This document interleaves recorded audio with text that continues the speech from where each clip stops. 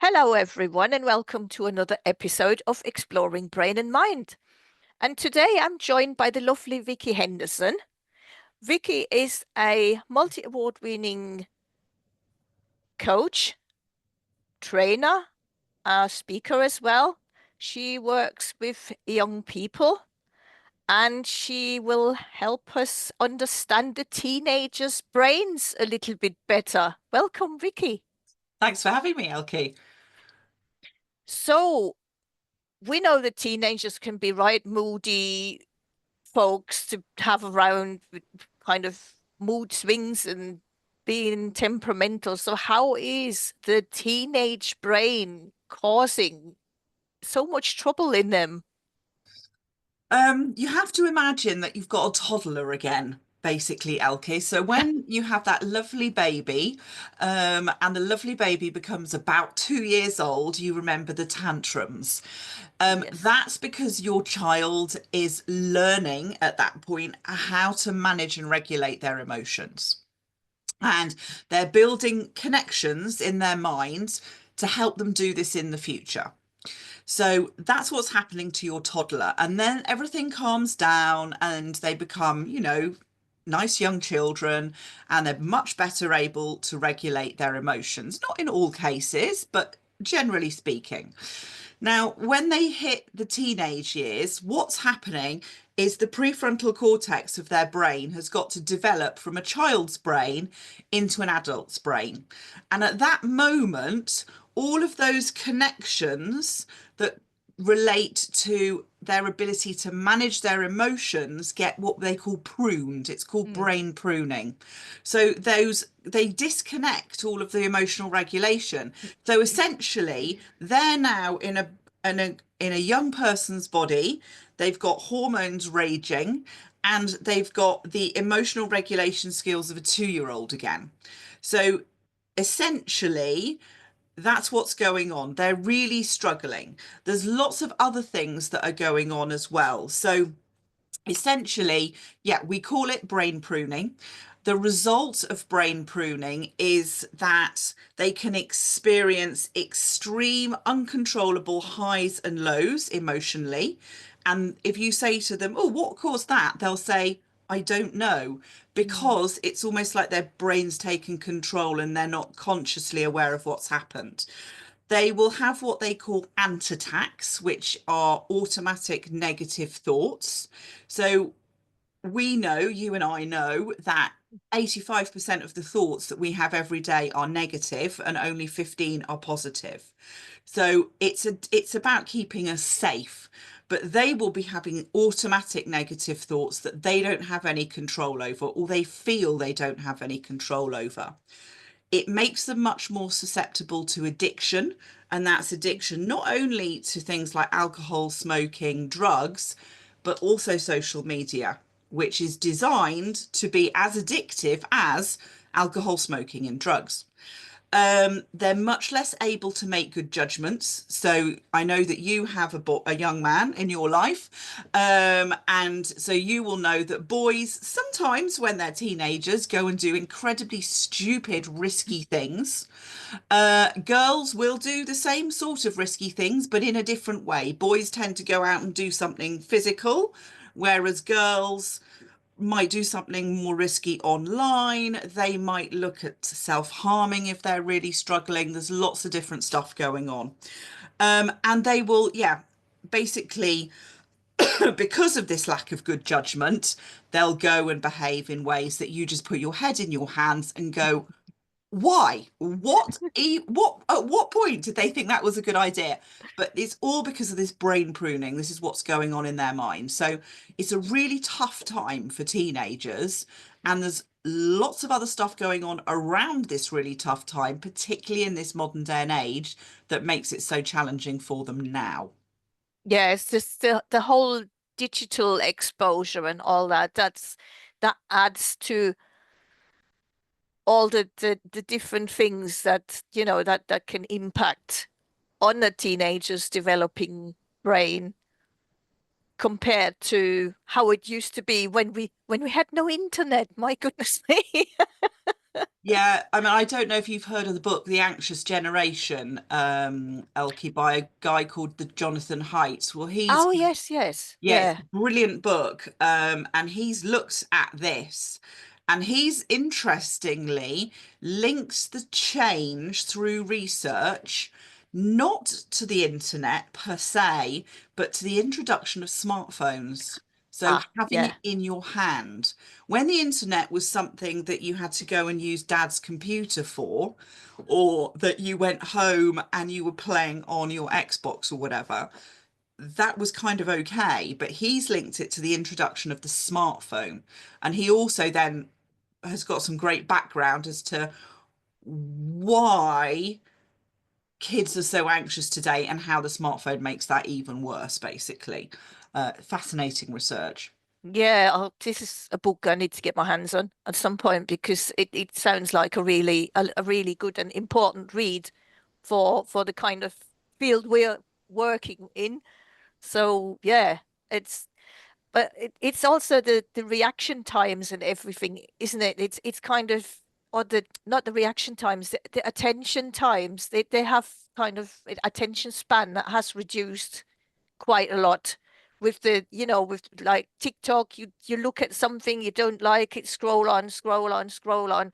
You don't really pay attention to things for a longer time, and I think that that isn't necessarily helpful either. No, definitely not. And I think it's some kids are impacted differently to others. That depends on a lot of other things going on. But essentially, YouTube Shorts, TikTok is te you your young person is teaching their brain how to be distracted and how not to be able to focus.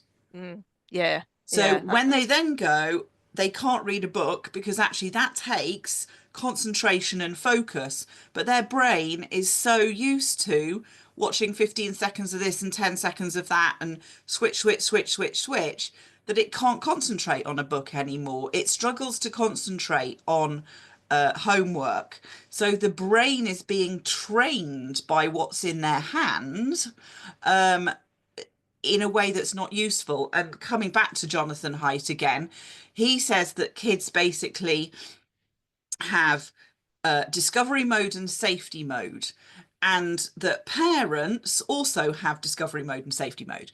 So parents were thrown into their own safety mode by everything that has happened since the 1980s, where there was an increase in child abductions, there was more stuff Mm. on the news, the whole external world became scary to a parent. You can't trust your next door neighbor, they might be going to, sexually abuse your child. And this has had a massive impact because what it's done is it's made parents hyper vigilant and risk averse to the external, what happens outside my house. Mm. But what happens inside my house seems safe. Yeah, So yeah. they're kind of allowed to play with it, but Hmm. without understanding the impact that social media and what's going on inside the house, even if it's on kids protection mode, is having on their child's mind. And it's basically producing kids that struggle to focus, but also kids that aren't resilient, they're not as confident, they're not as able to solve problems because they're at home and they're engaged with the online world, but actually they're not out there being discovering, like, youngsters used to do when they used to go out and play with their friends. And you'd let them go off camping overnight if you lived in the right place on their own. They're not out there taking risks, they're not out there in a group of youngsters on their own, away from parents, having to problem solve if there's an argument or if somebody falls over and hurts their knee, that younger people in previous generations had to do.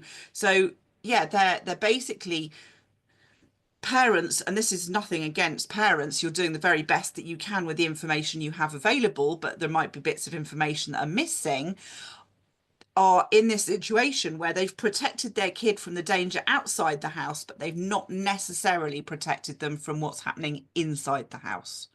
Yeah, and I have to admit, actually, I'm guilty of that as well, that I allowed an Xbox in the house that my son got from his northern relatives. they didn't use that anymore. And I, oh, just Callum want to have it, and silly and non-thinking as I was at the time, I I let him have it. But I noticed just these things that happened. But I also had the, this feelings of, oh, scary out there, and maybe he's better in here with the Xbox, and yeah, so it's something's getting lost if kids are stuck in front of a screen the whole time, and the social interactions are not learned the same way as they would be if there was no games console, or if they would have a wider circle of friends out there. Um, I'm just glad he managed to, from when he was about 17, I think.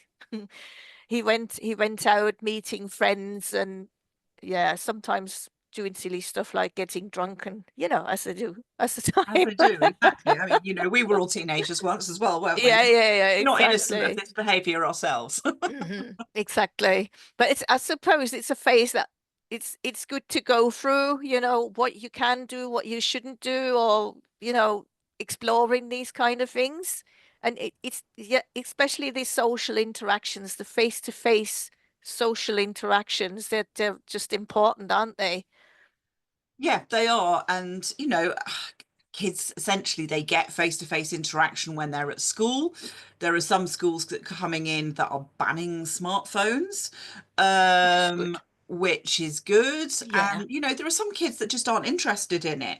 And that doesn't stop them being anxious, because there's lots of other reasons why teenagers are potentially anxious.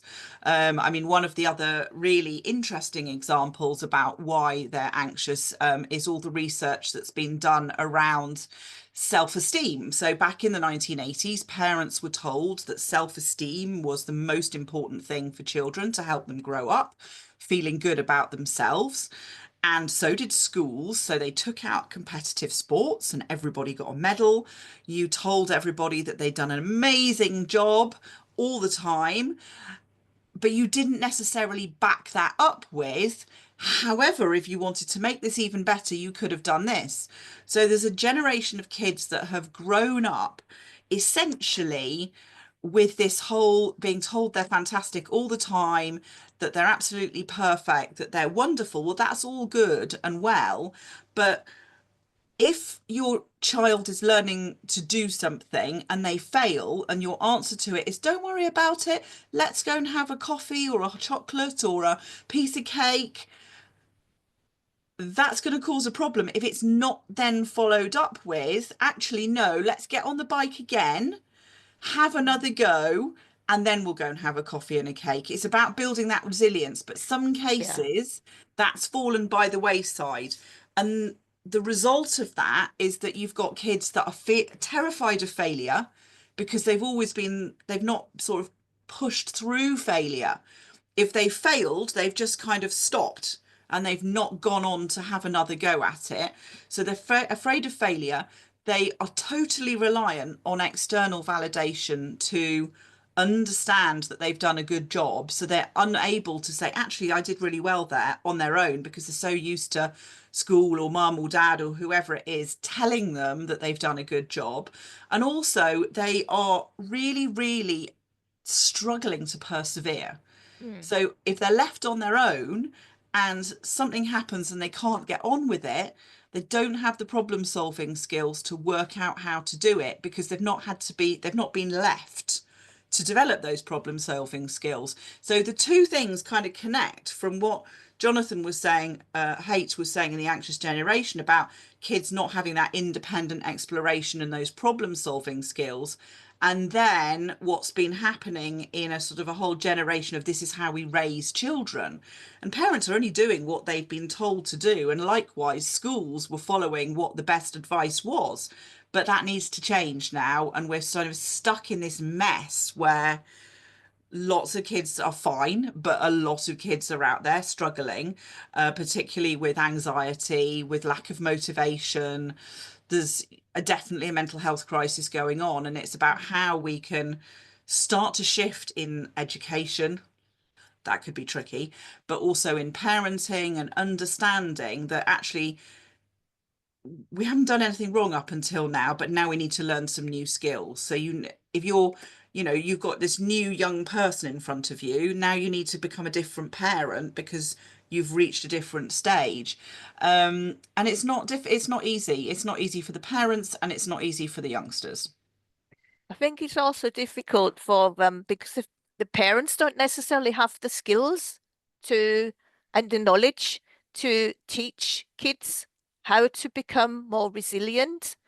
And with schools, they operate on some agenda somehow. They've still kind of got I keep hearing that schools still operate a system that is more geared towards the industrial revolution rather than the modern life. We need life skills. We need proper life skills in the schools, rather than some of the subjects that are not really relevant for modern life. It's very interesting.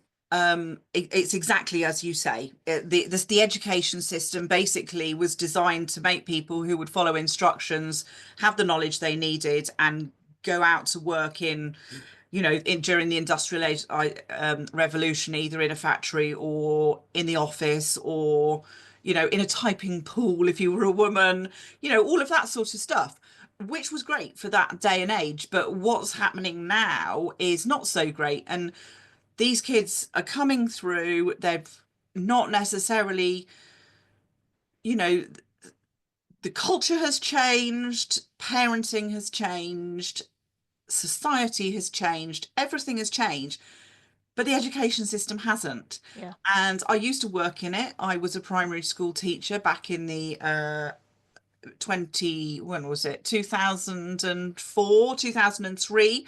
I lasted a whole academic year in the education system because it was so awful, and the government had paid me to train to be a primary school teacher, but the rules that are in place then, and they're still the same rules now, make it very hard to be a teacher. They make it very hard to work with children who are struggling, and a lot of schools now I see, I can really, when I'm working with young people, there's some very clear boundaries that I find. So the two really key things. One, I either get kids that are totally unmotivated by GCSEs and A levels because they are bored of learning, it's not interesting. They haven't been taught how to problem solve, so therefore they don't know how to do their revision on their own because the schools aren't teaching them. And they've got to get through this exam, which isn't testing their knowledge, really, it's testing their ability to answer a question in the way the examiner wants to see the answer to the question in order to get the maximum number of results. So we're not helping them in any way, shape, or form. And A levels is just the same. So that's one group of kids that I see. They're just like, this is just a tick box activity. This isn't fun. I don't see how this is relevant, particularly at GCSE. So that's one group. The other group I get are just terrified of life. And they're terrified because they're neurodiverse and they've got these stupidly restrict behaviour policies in place. Mm. And they're like, you tell me to sit still, but I can't because I'm not comfortable sitting still. And my inability to sit still is telling you, apparently, that I'm not listening. Whereas actually, if you let me move, I can engage and listen to you. So there was one young lad I was talking to, and he got sent to detention because he was told not to move. So he leant on the wall to stop his body moving, and he got sent to detention for leaning on the wall. Oh my God. I mean, this And these are the kids that is they're just shocking. like, they don't understand why. Schools aren't putting any flexibility in the behaviour policies. And they say they need the behaviour policies because there are other really rebellious kids that need them in place. But you've got to have flexibility. Not everyone's the same. And I'm not Exactly. saying that for some kids this isn't right, but for others it's just destroying them. And I see a lot of kids that are on the verge of being pulled out of mainstream school because they can't cope. And I see a lot of kids from the same schools. Mm, So there are mm, particular schools in my area or in an area where I have referrals that come in that it's right, they come into me and I'm like, I bet your child goes to this school. mm. And it's due to the behaviour policies, it's due to the ridiculous policies around you can't go to the toilet in a double lesson, and we're going to go all out because I know that I can talk all out with you here, but things are happening like young women in a double lesson saying to their teacher, male, I need to go to the toilet. He says Yeah. no.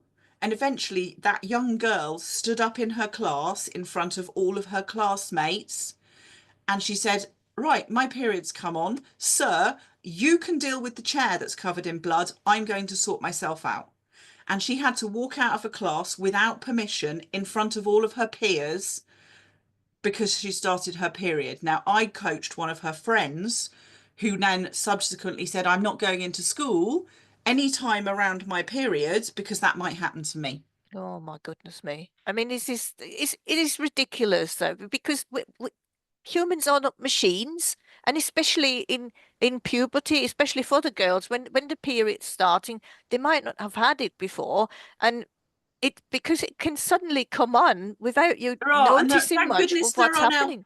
Yeah, thank goodness there are now period pants, but I don't think they're going to solve every problem, I because you certainly don't. don't. No. No, exactly.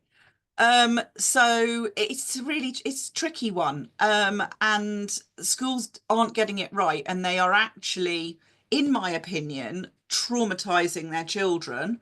And a lot of the children that I see have been traumatized by what's been happening at school, which is why I end up, and they're anxious and they're Mm. terrified and they don't want to go into school because they're like, I might do something wrong that I don't know is wrong, and then I'm going to get a detention. And yeah, it's really tough out there at the moment. Yeah, I did a school support course many years ago, because I thought it might be something I could get into.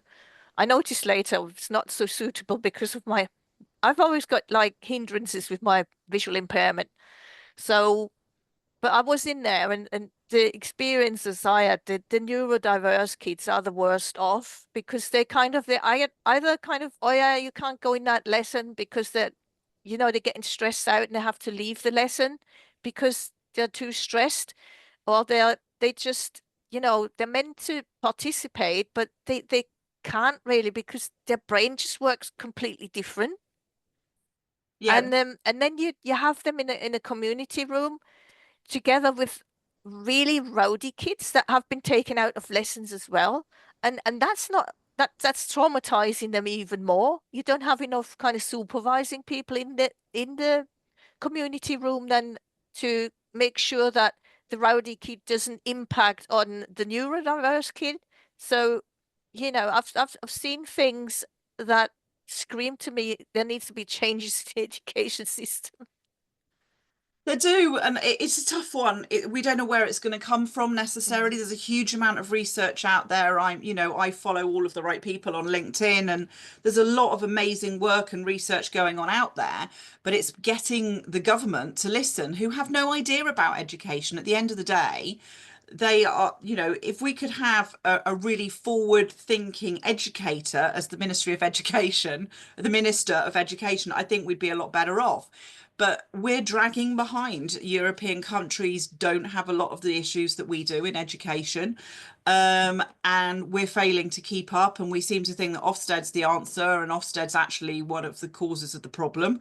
Mm. And we think behaviour policies are the answer, but actually they're not helping much either. Um, there's a really and I can't find the details of it anymore, Elkie, but I read a couple of years ago a really interesting article about a school in Australia, and they decided to do an experiment. They're very forward thinking in Australia, and they had one class of primary kids that came in and they just taught them as they would normally in the school. And they had another class that came in and they decided to set the entire classroom up as if all of the children were neurodiverse or Okay. had some sort of difference that needed supporting.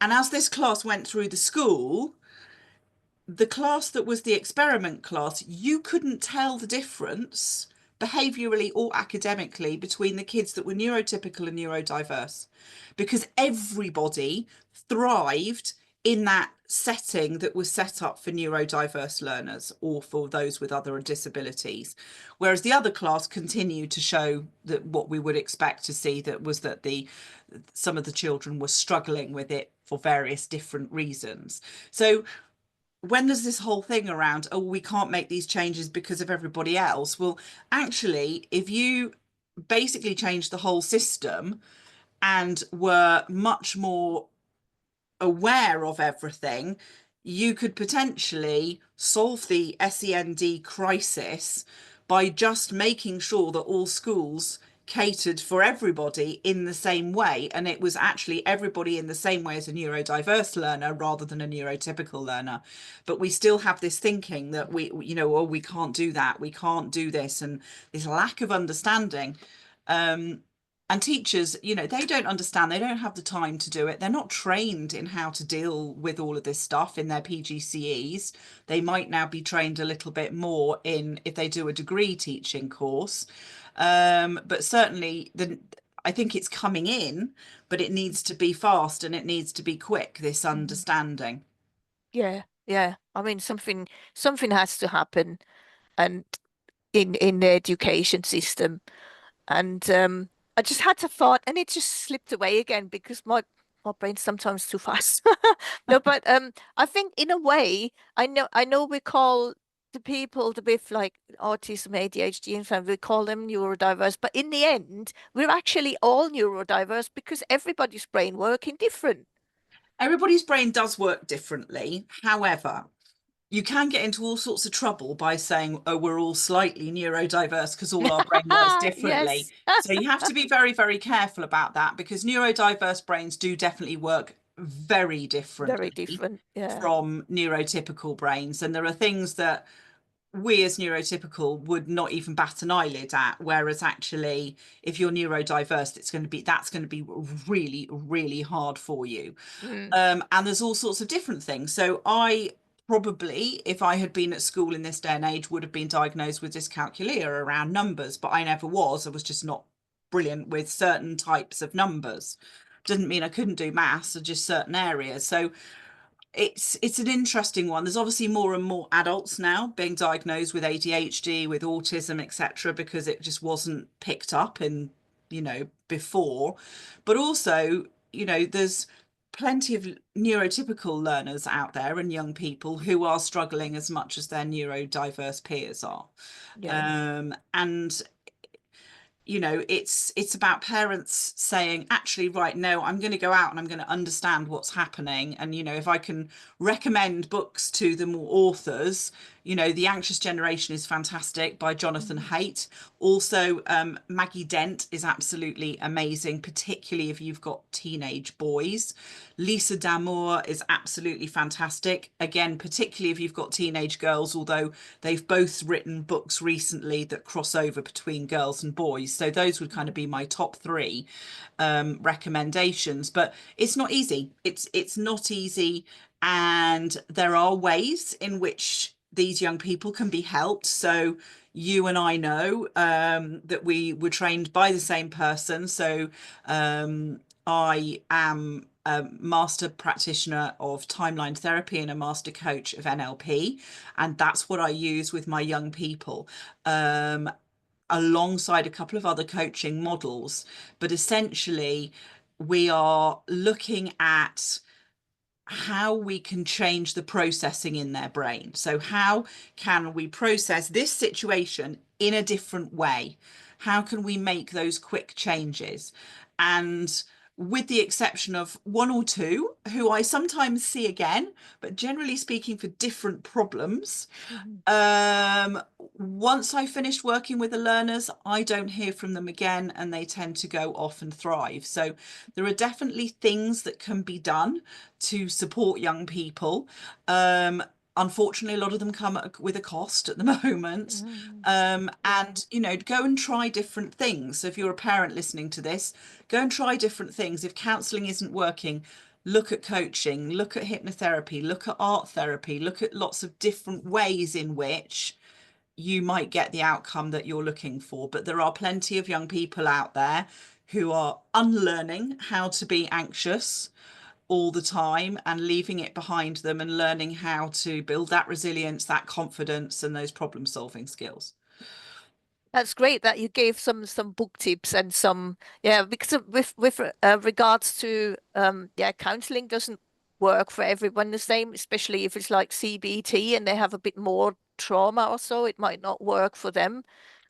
It's good to have to look at different approaches, what's available. So I say to parents as well, if one approach doesn't work, then look around for other approaches. It's not only one thing available. I know there might be one thing recommended, but it's not the only thing. There's always, I've always look at I love the iceberg model, you know. There's always some things you get kind of recommended on the top and which is more like trendy common sense, well, trendy or something. And then you've got a lot more below the surface that's also available, that also applies, that also could work for them. Yeah, and I think one of the things that's interesting from the work that I do, Elkie, is that a lot of them have tried counselling by the time they come to me because there's a school counsellor, or, you know, that it's something that's been offered for free through the GP. And one of the reasons that they look for alternatives is because in counselling, you very much have to come up with the solutions yourself. And a lot of the time, the young people will just say, I don't know. I don't know. I can't solve this myself. I need a bit of support, etc. So that's where NLP and other things come in that in NLP, yes, we have a coaching model and we ask coaching questions and we want them to explore their thinking and come up with their own ideas. But as you and I both know, we also have those amazing interventions that we can deliver in NLP, that you can get changes really fast to how the brain works that can have a huge impact on our clients. So that's one of the reasons why sometimes counselling doesn't work, and alternatives where there may be the opportunity to mix potentially between coaching and something a little bit more guided, Mhm. or hypnotherapy, which is all very much guided. So there's lots of different things out there that just might suit the young person better depending on the situation that they're in. Some will fly with counselling, they'll absolutely be great with it, whereas others it just doesn't quite do what they need it to do.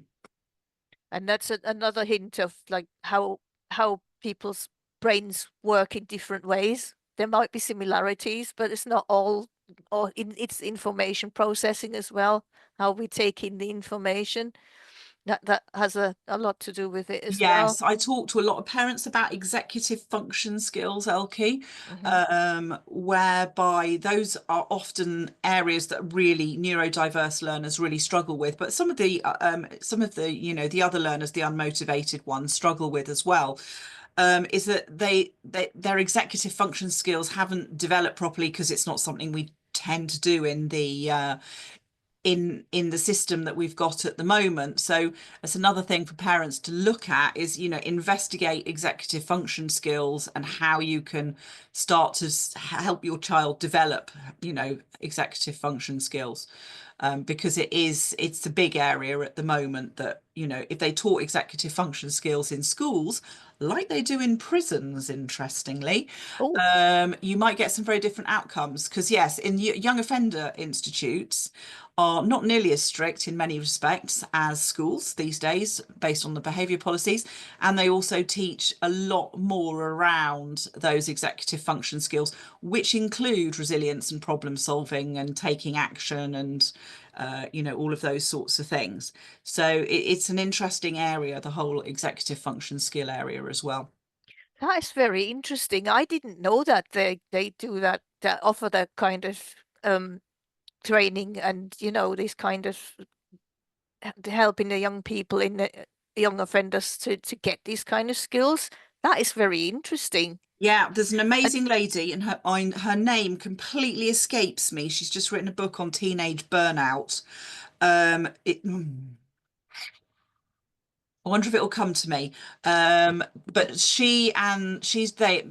her into social media posts are absolutely brilliant, Mhm. and she has a lot of stuff there. And she has a friend who works in the prison service and that sort of thing. Um, and they were talking about the difference in the way education is delivered to young offenders and as to how it's delivered in mainstream schools. Maybe the mainstream schools then should take a little leaf out of the book of the young offenders institutions then We with would regards to love teaching that that. to happen. Yes, absolutely. Um, so yeah, these things, they're out there. I'm just seeing if I can find. Yeah, okay. Her name is Dr. Naomi Fisher, and Okay, she wrote the book, The Teenage Guide to Burnout, with somebody called Eliza Fricker. But it's okay. Dr. Naomi Fisher. She's another really interesting lady, and yes, it's her that has made this comparison. Um, so Very, very good. So maybe what else would you suggest for the education system to adopt to help the brain of to help the brains and the minds of younger people, of teenagers, to improve, to get them a bit more ready for life later on. I think if the education system was prepared to be open-minded to completely changing the way it functions. Now, I mean, this can't be done overnight because if you can imagine, you'd have to retrain all your teachers. There's a whole, there's a massive amount. I know we've changed curriculums in the past, but looking at other curriculums that are available. So, for example, the International Baccalaureate and the EYP, which is the Early Years Programme, is very much more forward thinking program in many respects, particularly the international version of it, because they look at it's project based, and it's very much looks at exploration, etc. We would have to have a mindset change amongst senior leadership around behavior, around managing. I mean, there's a whole load of stuff that needs managing in schools, and it's not easy by any stretch of the imagination. I would not want to be a head teacher. Mm. There are schools that are getting it right. So there's an amazing school in Kensington, in London, who have something called Curriculum K. They're an academy, they're a primary academy. They've torn up the national curriculum because they can, and they've introduced this new curriculum, and it's having a massively positive impact. And then the irony of that is that just when that hit the news, the government came in and said, all academies must follow the national curriculum. So that school, having ripped the national curriculum up and now thriving under this new curriculum, which by the sounds of it could be quite easily implemented across the UK, are now being Mm. told they've got to stop and go back to the old system that they know didn't work. Our system So is so inflexible, unflexible. yeah, it is. And unfortunately, it's dictated to by politicians who don't really understand. I We think, don't have a clue about the field that there's sometimes, that's something. Here's me ranting again. Something that needs to change. That politicians, if they get into a resort, into a certain field of area of where they're supposed to serve, they have to have knowledge and yeah, experience that field where they're supposed to be a minister or something. Otherwise, how do they know? How do they they understand what's don't. going on? And the civil servants that serve in that ministry don't have that result so either. So there is a lot of work, there's a lot of noise on LinkedIn at the moment around certain people that I follow about the fact that the government needs to start listening to experts in the area and start engaging with them. And I think there is some level of engagement at certain areas, but I think there needs to be a lot more. And I think actually, if the schools weren't constantly having to juggle all of this, you must do this, you must do that, coming out of the Department of Education, and the Department of Education was a little bit more enlightened, then things might start to change for the positive. But it's getting hold of the Minister of Education and the Department of Education, and them starting to realise that actually they have to listen to specialists. They have to, what we're doing at the moment, the changes to Ofsted, putting stricter behaviour policies in place, isn't getting the results that we want. So as Einstein said, madness is doing the same thing over and over again and expecting a different Different result. result. Yeah, yeah, So we need to absolutely. do something radically different. And I think there are things that it could be phased in, things could be done a lot differently. I mean, there's great swathes now. There's a whole area, where is it? Surrey somewhere, that all the parents have come together, the schools, and they're now banning smartphones at schools. So I love that. all schools will be smartphone free. I mean, that would be a massive step in the right direction. However, some of the really big schools who have got 3, 4, 5,000 students, how do they monitor that? Mm. Because it's been kids are going to try and smuggle them in. So then there's an element of parents have to be involved as well. There's a lot of talk around actually not even buying kids smartphones. There's some really fantastic suggestions around that in Jonathan Haidt's book about the anxious generation, about things coming in at certain ages, like when we were younger, like, well, when you're this age you can go to the park on your own. When you're this age you can go out for the whole day on your own. When you're this age, you can go to the cinema on your own. I remember waiting, and I scarily think it was about 12 or 13 years old, my parents saying, now you're old enough to go on the train to London for the day. I mean, kids just don't do that anymore. And I could go with a friend to London, age 12 or 13, on the train for the day. So there's all sorts of different milestones that we don't necessarily put in place anymore, Mm. Yeah, yeah. And that maybe this we this could look at. we should have milestones like that for smartphones, for tablet Yeah, smartphones, social media access, things like that. yeah, Is there not a absolutely. country? I'm just thinking, is there not a country that says only from age 18 they should be able to access social media? No, it's Australia and Ah, it was Australia, it's wasn't it? Australia and it's 16. Oh, is it 16? Yes. But that's still better than 13. Yeah, and they just put that law in place. How they're going to marshal it, because obviously there are ways around that, I don't know, but that is the law that has been put into place. So it's think changes are happening. There are more and more phones available where youngsters can have Google Maps or some sort of navigation device. They can make phone calls. They can chat with their friends. I think it's called Gabble or something in America, which is a whole like like through like EE or something. It's a whole provider and it's just designed for young people. And they've even taken it as far as they've got a whole music bank, but they've taken all of the music out that has swear words and, dangerous Explicit language. content. Yeah. So they can still access certain things but not everything. Mm. And that's one of the big things. And some parents are hyper aware of what's out there on the internet and others just aren't. And it's not through it's just, it doesn't cross their mind that by the age of 9 or 10 or 11, that their boy might have seen porn online because one of their friends has shown it to them. And that's one of the problems behind young men having relationships, is that they all think it's going to be like what they've seen on the internet. And actually, they don't understand that that's not real. Um, Yeah. so Yeah. yeah, there's lots of stuff out there. And I think if I could give one piece of advice to parents is be curious.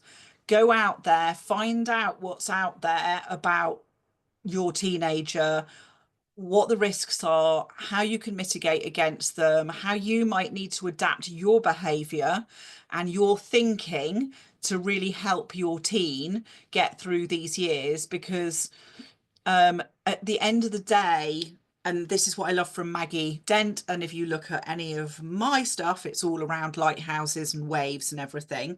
Our teenagers are essentially going through a massive storm, and sometimes it's calm, and sometimes there's big waves, and sometimes they need rescuing, so they need us to hold on to the rope.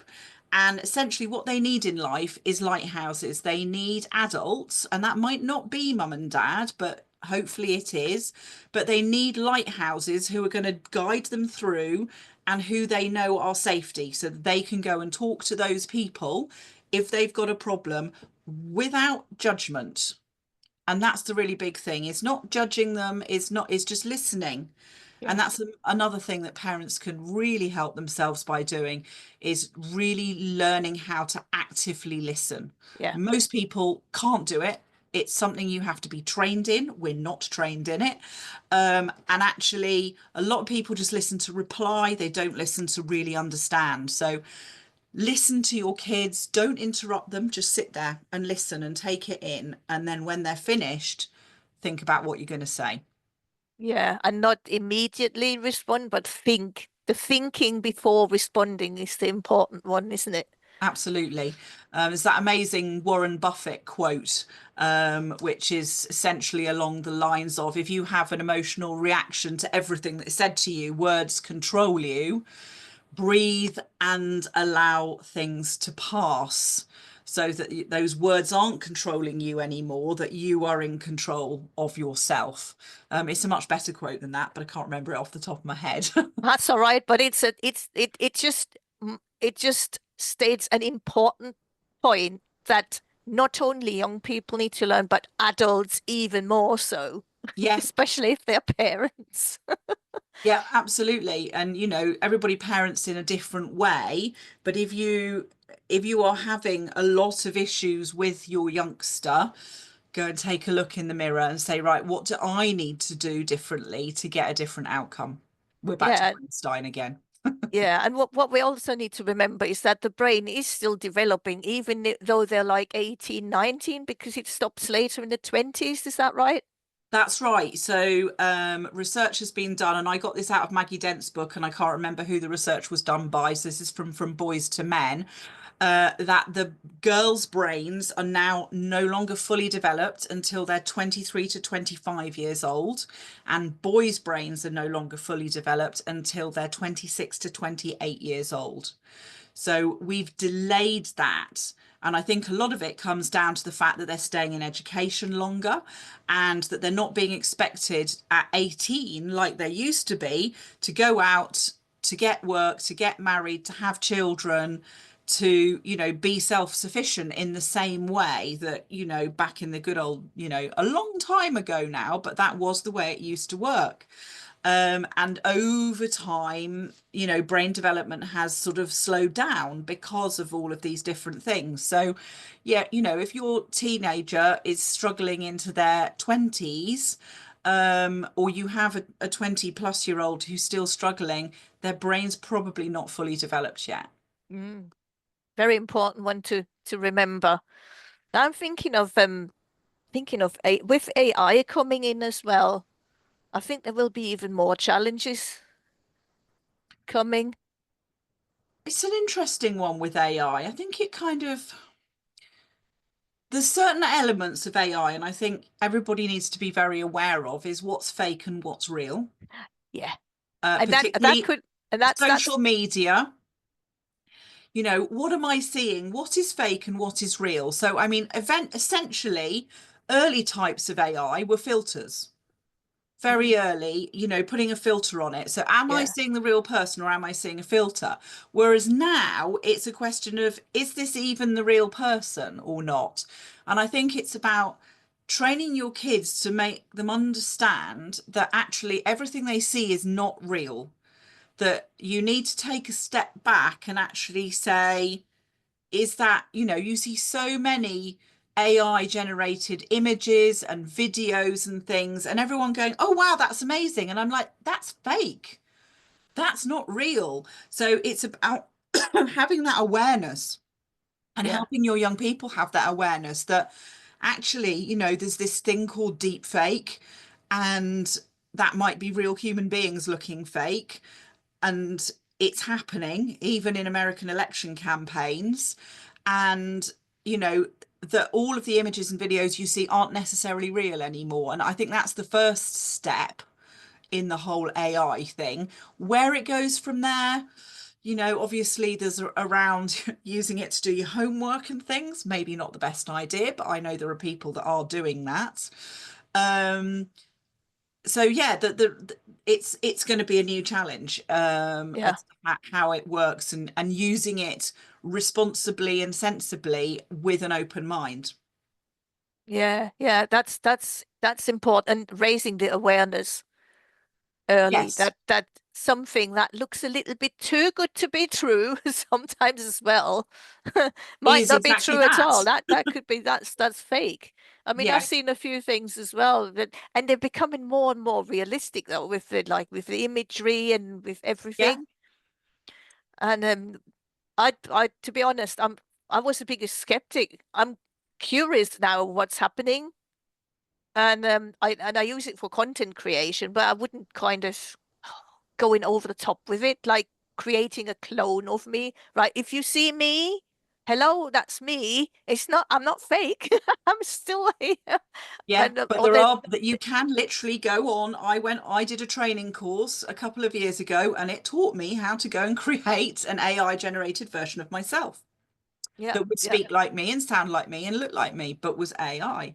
yeah, yeah. And I know I one stopped at that. person I was used like, that. no, thank you.